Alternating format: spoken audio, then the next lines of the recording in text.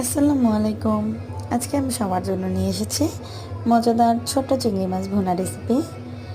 আসলে এই খাবারটা এতটাই মজাদার যে এটা আমার হাজব্যান্ড খুবই পছন্দ করে। এক্ষেত্রে আমি গরম তেলের মধ্যে আগে থেকে মেখে রাখা হলুদ মরিচ এবং লবণ সহ চিংড়ি মাছটা দিয়ে দিয়েছি।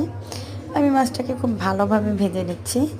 ক্ষেত্রে আমি কয়েকবার নাড়াচাড়া দিয়ে মাছটাকে একটু লাল হওয়া পর্যন্ত ভেজে নিয়েছি। তারপর মাছটাকে আমি একটা আলাদা পাত্রে তুলে রেখে সেই গরম তেলের মধ্যে আমি পেঁয়াজটা দিয়ে দিচ্ছি।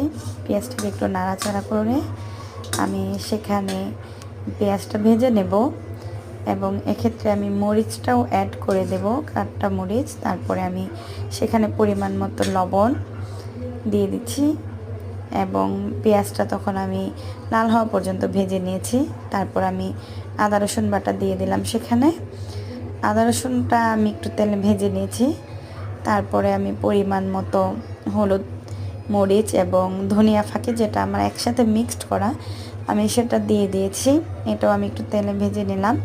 তারপর আমি সেখানে পানি দিয়ে মশলাটাকে সুন্দরভাবে কষিয়ে নেব। এক্ষেত্রে আমি সয়া সস ও অল্প পরিমাণে টমেটো সসটা দিয়ে দিলাম। আসলে সস ইউজ করার কারণে আমার মনে হয় যে তরকারির স্বাদটা একটু বেড়ে যায় আসলে। তারপরে আমি এই পানিটা ভালোভাবে শুকানো পর্যন্ত আমি ওয়েট করব। পানিটা মোটামুটি শুকিয়ে আসলে আমি আগে থাকতে যে মাছগুলো ভেজে রেখেছিলাম সেগুলো মশলাতে ছেড়ে আমি মাছটা সহ মশলাটা আরেকটু কষিয়ে নেব।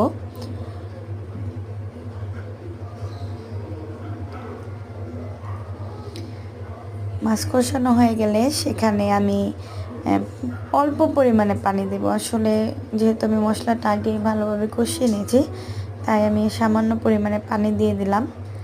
পানি দিয়ে পানিটা আসলে শুকানো অবধি আমি রান্না করতে থাকবো।